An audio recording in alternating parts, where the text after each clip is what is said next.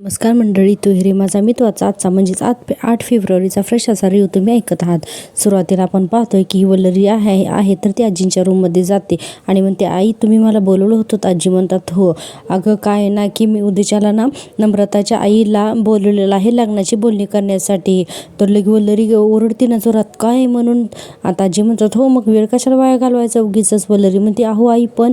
आजी म्हणतात, हे बघ वल्लरी, मुलाच्या सुखासाठी तू तुझा अहंकार आता बाजूला ठेव.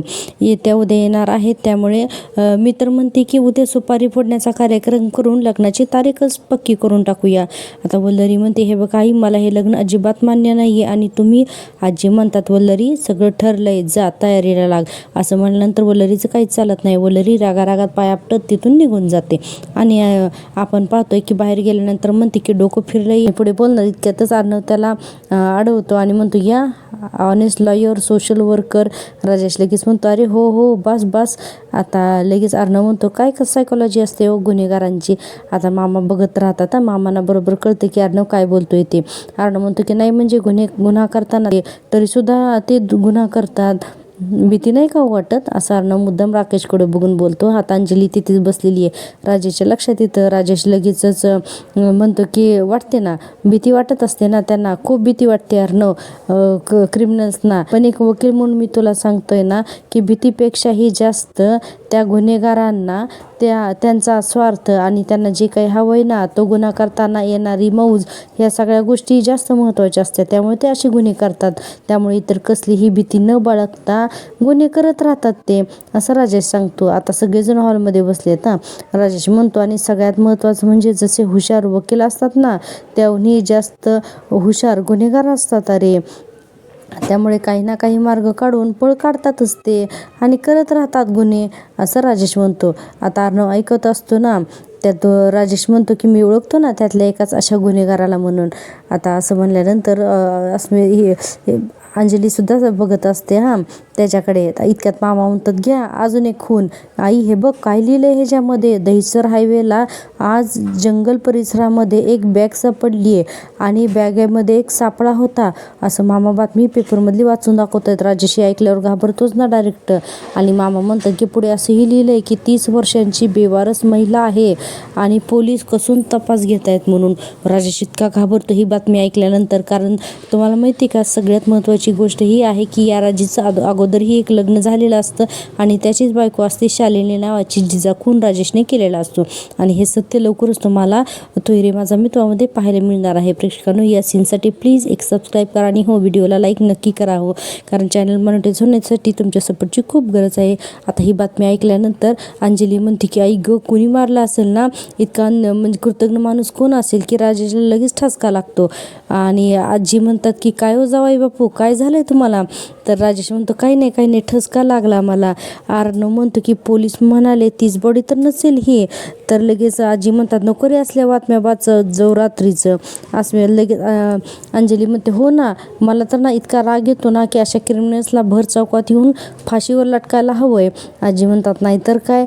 आता वल्लरी आता लगेच मामा पुढे म्हणतात की बापरे, अंजलीताई रागवल्या, आता काही खरं नाही गुन्हेगारांचं, असं मामा म्हणून मुद्दाम वातावरण बदलण्याचा प्रयत्न करतात. आता सगळेजण थोडीशी स्माईल करतात. राजेश म्हणतो, मी जरा आलोच, एका केस संदर्भात एक कॉल करायचा आहे, तर मी आलोच म्हणून राजेश लगेच चहाचा कप घेऊन. मोठा सीन आहे राजेशचा. आता राजेश आतमध्ये येतो आणि राजेश आता विचार करायला लागतो आणि म्हणतो की दहिसरला एका बॅगेत 30 वर्षाच्या बाईची बॉडी, आणि त्याला आठवतं की शलाकाची बॉडी पोलिसांना सापडलीच कशी. आता ही शलाका म्हणजेच याची बायको असते. म्हणतो, मी तर खोल पुरली होती, तरी पोलिसांना काही पुरावा मिळालेला असेल का, असं राजेश म्हणत असतो. आणि पुढे म्हणतो की नाही मी तर सगळं काही सावधपणे केलं होतं आणि असं केलं होतं. राजेशने त्याच्या बायकोचा म्हणजे शलाकाचा असं तोंड आवळून खून केलेला असतो आणि आपल्याला हे सगळं फ्लॅशबॅकमध्ये दाखवलेलं आहे.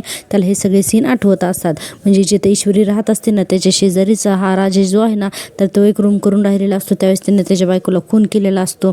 आणि त्यानंतर तो कपाट उघडतो आणि तर त्याच्यामध्ये काही कपडे वगैरे घेतो. एक मोठी बॅग असते. तर पहिल्यांदा तर ते त्याच्या बायकोला तो कपाटामध्ये लपवून ठेवतो आणि कपाटात लपवून ठेवल्यानंतर एक बॅग काढतो. त्या बॅगेत तिला भरतो आणि त्या बॅगेत भरून त्यानंतर तो तिथून बाहेर निघतो. त्यावेळेस त्याला बघितलेलं असतं की त्याच्याजवळ एक बॅग आहे आणि तो आता हुडी वगैरे घालून बाहेर चाललेला असतो. आणि आता ईश्वरी नेमकी त्याला म्हणालेली असते की राकेशजी अहो ही एवढी मोठी सुटकेस घेऊन एवढ्या रात्री तुम्ही कुठे निघालात. तर लगेच राकेश म्हणते की अहो रस्त्यावरती निराधार आणि गरजू लोक आहेत ना, तर त्यांच्यासाठी काही वस्तू आहेत या बॅगेमध्ये, कपडे, ब्लँकेट, वह्या, पुस्तकं सगळंच आहे असं म्हणून राजेश पटकन तिथून निघून गेलेला असतो. आणि हे सगळं राजेशला आठवत असतं. आता हे सगळं आठवून राजेश अक्षरशः त्याला कळत नाही की आता काय करावं ते, कारण ही जी त्याच्या बायकोचं त्यानं खून केलेला असतो ना, त्याच्यामुळे त्याला समजत नसतं. आणि त्याला पुन्हा हे आठवतं की ईश्वरी त्याने त्याच्या बायकोच्याच मोबाईलवरून ईश्वरीला खोटा मेसेज केलेला असतो की माझं माझ्या नवऱ्याचं पॅचअप झालंय, तर त्यावेळेस मी गावी जाते, तू काळजी करू नकोस, मी तुला निवांत फोन करेन. त्यामुळे तो थोडा रिलॅक्स होतो. आता ईश्वरीने आपल्याला बॅग घेऊन जाताना पाहिलंय आणि ईश्वरी शलाकाची मैत्रीण आहे. हे सगळं जे आहे तर ते आता राजेशच्या लक्षात आल्यामुळे त्याने शलाकाचा मोबाईल शलाकाला नेऊन पुरल्यानंतर त्या मोबाईलवरून तो ईश्वरीला मेसेज करत असतो. आणि हा सीन आठवून हा राजेश म्हणत असतो की चला शलाकाला रेंज यायची वेळ झाली, म्हणून तो शलाकाच्या मोबाईलवरून ईश्वरीला मेसेज करतो आणि म्हणतो की थँक्यू ईश्वरीजी, तुम्ही आठवण करून दिल्याबद्दल. आणि म्हणतो की इथून पुढे सुद्धा ईश्वरीला शलाकाच्या मोबाईलवरून मेसेज करायला हवेत असं म्हणतो, जेणेकरून कोणालाही संशय येणार नाही म्हणून. आता हे सगळं जे आहे भूतकाळातलं हे आत्ता राजेशला आठवतं आणि म्हणतो अरे शलाकाचा फोन, तो तर मी भाड्याच्या खोलीत लपून ठेवला होता ना ईश्वरीच्या घरी. आता तो जर का फोन ईश्वरीच्या पोलिसांच्या हाती लागला ना तर माझं काही खरं नाही. नाही काही करून तो फोन तिथून काढायलाच हवा असं राजेश म्हणतो. पण बघा आजच्या भागात तो फोन आहे ना राजेशच्या अगोदर पहिल्यांदा ईश्वरीलाच मिळतो. म्हणून आता राजेश लगेच कपडे वगैरे घालून आवरून त्याची जी भाड्याची खोली होती ना तर तिथे जातो आणि त्या खोलीच्या आसपास भटकत असतो राजेश, जेणेकरून त्याला त्या खोलीत जाऊन मोबाईल घेता यावा म्हणून. तर ईश्वरी ज्या चाळीमध्ये राहत असते ना त्या चाळीमध्ये राजेशने करून राहिलेली असते. आता पाहतोय आपण की राजेश तिथं जातो पण त्याला फोनवर बोलत असलेली नम्रता दिसते. आता बराच वेळ नम्रता तिथं फोनवरती बोलते, म्हणजे राजेशची जी बंद खोली ना, ज्या खोलीला कुलूप आहे तिथेच नम्रता जी आहे तर ती बोलत असते आकाशसोबत. आणि आता ह्या राजेशला तर रूममध्ये जायचं आहे पण काय करावं ते कळत नाही. बराच वेळ गाडीच्या आड वगैरे तो लपून राहतो, जिन्याच्या आड लपून राहतो आणि पाहत असतो की त्याला खोलीत कसं जाता येईल ते, पण त्या काही केल्या खोलीत जाता येत नाही. इतक्यातच तो बघतो की तिथे ना तिची आत्यासुद्धा लगेचच येते, म्हणजे नम्रता आणि ईश्वरीची आत्यासुद्धा तिथे येते. आता त्या दोघींना बघितल्यानंतर तर राजेश इतका घाबरतो ना, म्हणतो ती तिकडे नम्रता आणि आत्या इथं कशाला कडमडली काय माहिती, निघावंच लागेल मला इथं. म्हणून आता राजेश तिथून निघून जातो. पण आपण पाहतोय की ही जी आत्या आहे ना तर तिने नेमकंच पाहिलेलं असते राजेशला. आता ही आत्या पहिल्यांदा तर ईश्वरीला फोन करते आणि ईश्वरीला फोन करून ईश्वरी म्हणते बोल ना आत्या. तर ती आत्या म्हणते ईशू मला तो नराधम राकेश इथं दिसला होता ग. ईश्वरी म्हणते काय आत्ता, तर आणि कुठे दिसला होता तो तुला. तर आत्या म्हणते अगं तो आपल्या इकडे राहत नव्हता का अगोदर भाड्यानी, त्या खोलीच्या आजूबाजूला घुटमळताना दिसला गो तुम्हाला. ईश्वरी म्हणते काय सांगतेस आत्या. तर त्या आत्या म्हणते हो ग. आता ईश्वरी म्हणते तो आजूबाजूला घुटमळत होता, बरं मला एक सांग आत्या की तो तिथे काय करत होता. आत्या म्हणते काय माहिती ग, मलाही नाही माहिती. जर का तो परत दिसला ना तर मी तुला त्याला नक्की सांगते. त्याच्या डोक्यामध्ये ना नक्की काहीतरी कुरापती चालूच असणार, तू सावध राहा. ईश्वरी म्हणते हो आत्या, नाही नक्कीच काहीतरी असणार आहे, त्याशिवाय तो इतक्या दिवसांनी तिथे नाही जाणार असं आता ईश्वरी म्हणते. आणि म्हणते की बरं ठीक आहे तू लक्ष ठेव आणि आणखीन काही कळालं ना तर मला लगेच कळव. आत्या म्हणते हो ईशू मी लगेच कळवते तुला. म्हणून ती आत्या इतक्यातच अर्णवचा आवाज, अहो अजून कसं काय तुम्हाला माहिती नाही, आपण कामाचं नंतर बोलू, त्या अगोदर आय कार्ड बरोबर आपल्याला काय समजलं का ते आधी सांगा. शिर्के म्हणतात नाही सर मी सगळ्या एम्प्लॉईचा डाटा मागवून घेतला आहे. आता अर्णव म्हणतो की एम्प्लॉईचा डाटा मिळवायला एवढा वेळ लागतो का, काय हे शिर्के तुम्ही किती वेळ लावताय. शिर्के त्यांना सॉरी म्हणत असतो अर्णवला, मी लवकरात लवकर कळवतो. अर्णव आता व्हॉट सॉरी म्हणून फोन कट करतो आणि म्हणतो एक काम धड्यांना करता येत नाही. ईश्वरी म्हणत असते काय झालं सर. अर्णवने फोन ठेवला असताना म्हणून ईश्वरी म्हणते सर काही झालं आहे का. आता अर्णव बघा तिला पहिल्यांदा तर अर्णवला कळत नाही की तिला काय सांगावं ते. अर्णव पुढे म्हणतो की आपल्या ऑफिसमध्ये कुणी AB निगेटिव्ह रक्तगट असणारी कोणी लेडी एम्प्लॉई तुला तुला माहिती आहे का? ईश्वरी म्हणते हो सर माहिती आहे ना, आपल्या ऑफिसमध्ये मी पॅथॉलॉजी लॅबच उघडली होती ना, त्यामुळे मला माहिती आहे. आता आणि हसते आणि म्हणते की काय सर, मी आपल्या कंपनीची साधी PA होते. बडकुच्यांचा ओरडा खाण्यातच ना माझा अख्खा दिवस निघून जायचा. अर्णव म्हणतो मी जोक्स करण्याच्या मूडमध्ये नाही, दिस इज व्हेरी सिरियस. असं म्हणल्यानंतर ईश्वरी म्हणते की काय झाले सर? हां बोला ना काय झाले? आता अर्णव काहीच बोलत नाही आणि अर्णव पहिल्यांदा तर तिला काही सांगत नाही, डायरेक्ट एक फोटो दाखवतो आणि म्हणतो आपल्या ऑफिसमध्ये ही साडी अशा प्रकारची साडी कोणी नेसायचं का, आठवते का तुला? आता ईश्वरी तर तो फोटो बराच वेळ बघते आणि मग नंतर तिला आठवतं आणि ती म्हणते ही साडी, हां तिच्या अचानकच लक्षात येते की ती म्हणते हां ही साडी तर आहे ना, हो सर ही साडी अशी तर ना शलाका साडी नेसायच्या, शलाका पाटील.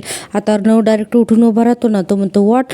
आता ईश्वरीला कळतच नाही की हा असं सगळं काय विचारतोय म्हणून. आता ईश्वरी बराच वेळ त्याला त्याच्याकडे बघते. अर्णव म्हणतो की कोण शलाका? ईश्वरी म्हणते अहो शलाका पाटील त्या नाही का, मी ज्यांना आपल्या कॉन्टिंगमध्ये नोकरी लावून दिली होती, त्या आपल्या घरी आल्या होत्या बघा, आठवते का तुम्हाला? त्यांना पूजेचा मान मिळाला होता, आठवते? आता आपण पाहतोय अर्णव आठवायला लागतो की वल्लरीने कसा तिचा अपमान केलेला असतो. ही वल्लरी ना बापरे, प्रत्येक आठवणीने त्या वल्लरीने सगळ्यांचा अपमानच केलेला आहे. वल्लरी म्हणते नुसतं तांदळात नाव आलं म्हणून हिला चैत्र गौरीच्या ओटीचा मान द्यायचा का, आणि अर्णव आणि ईश्वरी दोघे जण मिळून का नाही द्यायचा असं म्हणून वल्लरीशी बांधलेले असतात. हा सगळा सीन आता अर्णवला आठवतो आणि अर्णव म्हणतो की हां आठवलं मला, यू राईट, आय रिमेंबर. आता ईश्वरी म्हणते की हां पण त्याचं काय? तर अर्णव म्हणतो ते कुठे असतात आता? ईश्वरी म्हणते अहो कुठं असतात म्हणजे त्या गावी निघून गेल्या सर. आता अर्णवला कळत सर मला माहिती आहे ना. तर असं म्हणल्यानंतर की अर्णव म्हणतो की अर्णवचा चेहरा संशयी वाटतो ईश्वरीला. ईश्वरी म्हणते काय झाले हो सर?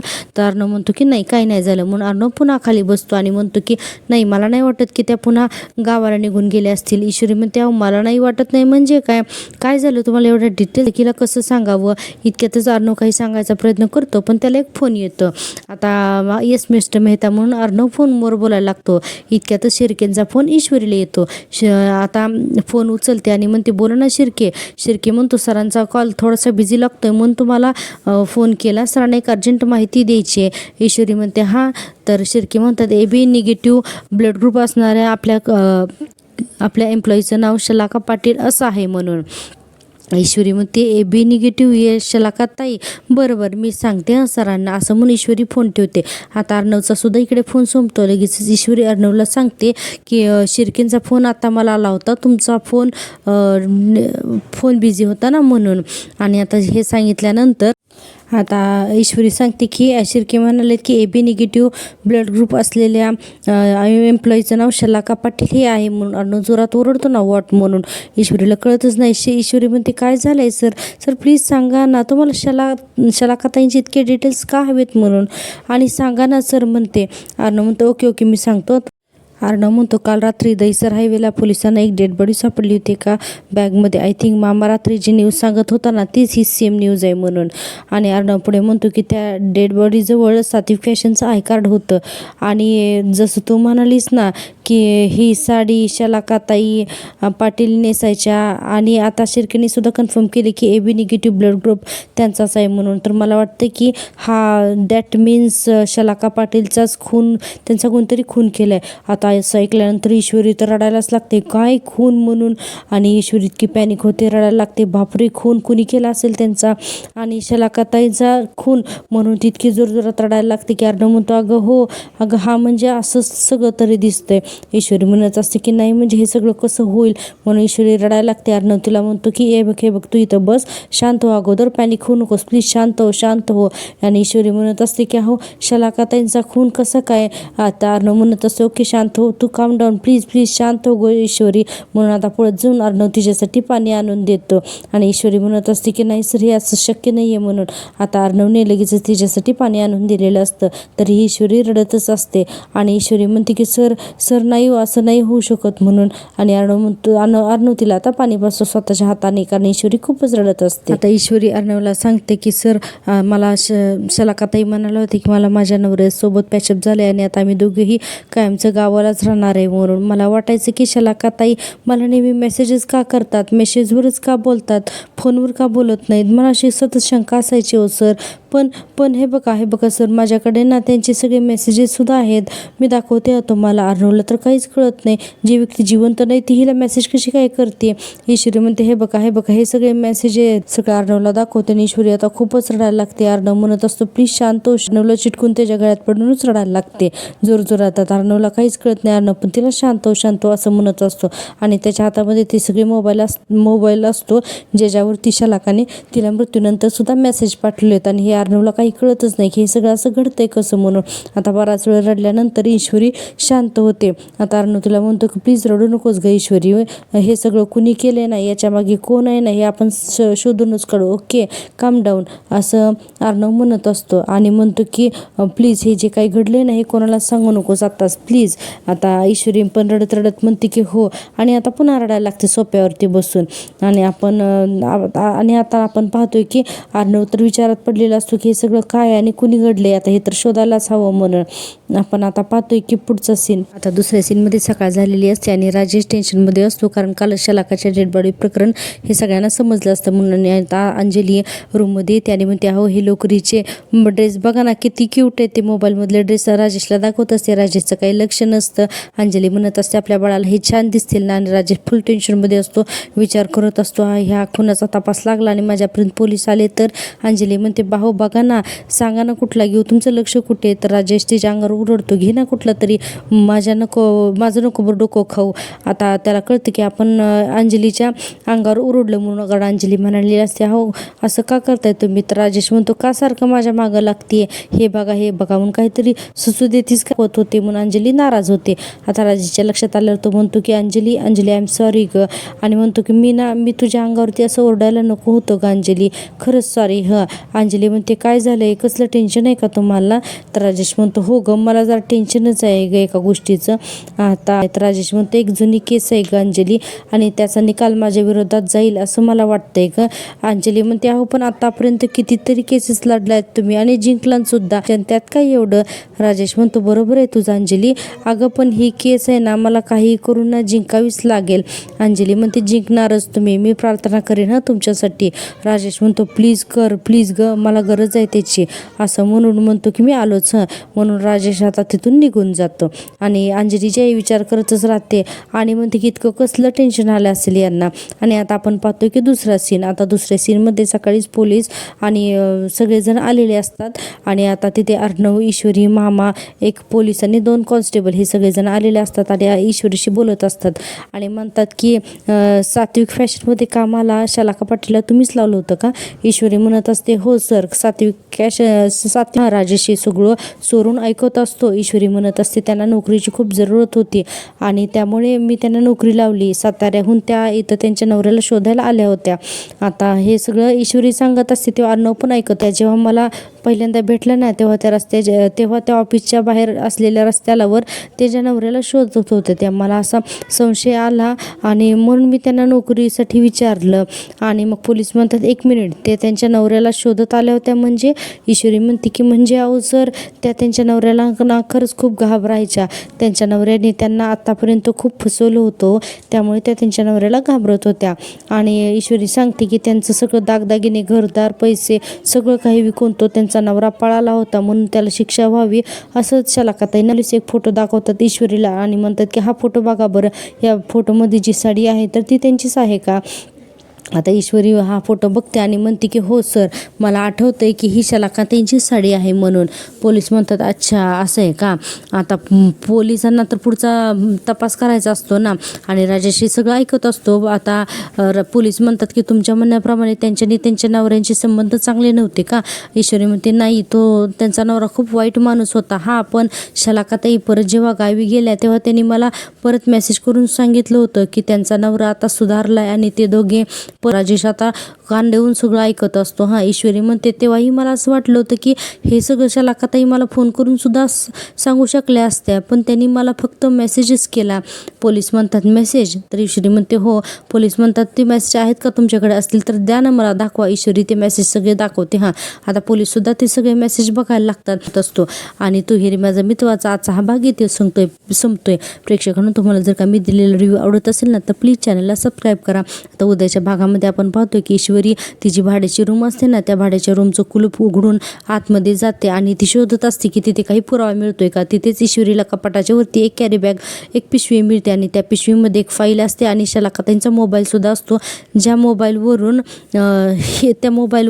राजेश ईश्वरीला मेसेज करत असतो. आणि ती म्हणते अरे ही फाईल तर शलाकाताईंची आणि हा फोन शलाकाताईंचा तर नसेल ना, असं ईश्वरी म्हणते. आणि घरी आणून अर्णवला तो मोबाईल दाखवते आणि म्हणते आणि अर्णवला सांगते की हा राजेश जो आहे ना, तर तो आमचा किरायेदार म्हणून ज्या रूममध्ये राहत होता ना, त्याच्या शेजारच्याच खोलीमध्ये हा मोबाईल आणि ही फाईल मिळाली आणि हा मोबाईल शलाकाताईंचाच आहे म्हणून असं अर्णवला सांगितल्यानंतर पुन्हा आपण पाहतो की राजेश तिकडे जातो आणि तिथे मोबाईल आणि फाईल शोधण्याचा प्रयत्न करतो, पण राजेशला तिथे काही सापडत नसतं, कारण ईश्वरीने ऑलरेडी त्या भाड्याच्या खोलीमधून तो मोबाईल आणि फाईल पळवलेली असते. आणि राजेश इकडे म्हणत असतो की तो मोबाईल आणि फाईल खरंच कुणी पळवली असेल, आता काय करावं म्हणून राजेश एवढा घाबरलेला असतो ना की आता राजेशला पुढं काय करावं ते कळतच नसतं. आता आणखीन बघूयात पुढच्या भागामध्ये राजेशपर्यंत पोलीस कसे पोहोचतात, का ईश्वरी राजेशला पकडून पोलिसांच्या स्वाधीन करते ती. या सगळ्या माहितीसाठी पाहत राहा तू हिरे माझा मित्र. आणि हो, माझ्या पहिल्या मराठी चॅनलला सबस्क्राईब करायला अजिबात विसरू नका. भेटूया उद्याच्या भागात, तोपर्यंत टेक केअर, बाय.